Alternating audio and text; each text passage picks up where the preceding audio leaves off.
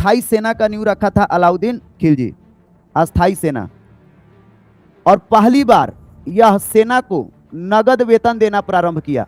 इसके पहले जो सेना को वेतन दिया जाता था, तो साथियों सेना को नगदी वेतन नहीं दिया जाता था, उसे इक्ता दिया जाता था। उसे इक्ता मतलब भूमि, और जिस व्यक्ति को इक्ता मिलेगा उसे इक्तेदार कहा जाता था। क्या कहा जाता था? इक्तेदार। किसी व्यक्ति को भूमि दे दिया जाता था कुछ सुल्तान के द्वारा, और कहा जाता था तुम इस पर कृषि करो, खेती करो, और कुछ इससे जो तुमको आय होगा, इस आय का कुछ हिस्सा तुम सुल्तान को भेजना, दिल्ली के खजाने में भेजना, और कुछ हिस्सा जो होगा उसमें से सुल्तान के लिए तुम क्या करना? सेना रखना। ठीक ना? तो इसे कहा गया इक्तेदारी प्रथा। इस प्रथा का शुरुआत किया था इल्तुतमिश ने। किसने किया था? इल्तुतमिश ने। और खत्म किसने किया था? शुरू तो किया इल्तुतमिश ने, तो खत्म किया आपको अलाउद्दीन खिलजी ने, जिसके बारे में हम लोग पढ़ रहे हैं। ठीक ना? अलाउद्दीन खिलजी। अलाउद्दीन खिलजी इस प्रथा को खत्म करके अस्थाई सेना रखा और नकदी वेतन देने वाला पहला सुल्तान बना।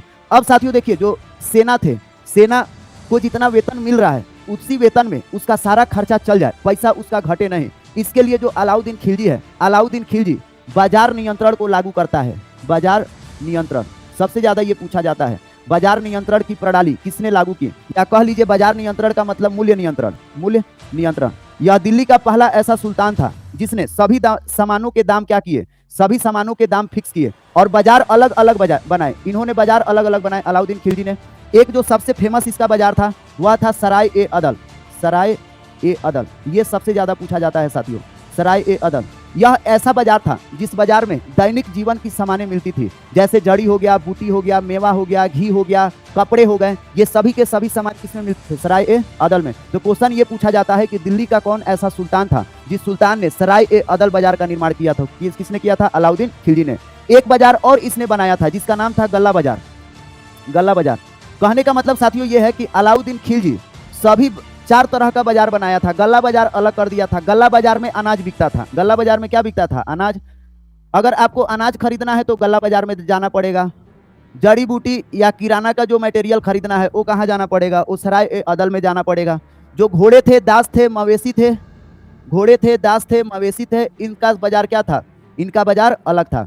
अब साथियों ये क्या किया कि सभी सामानों का जो बाजार में जो भी मवेशियों बाजार में जो भी सामान बिकते थे सभी सामानों के दाम फिक्स किए। तो ये जो बाजार बनाया था, इस बाजार को देख रेख करने के लिए एक विस्तृत विभाग भी बना दिया था जिसका नाम था सुहना ए मंडी। जिसका नाम था सुहना ए मंडी।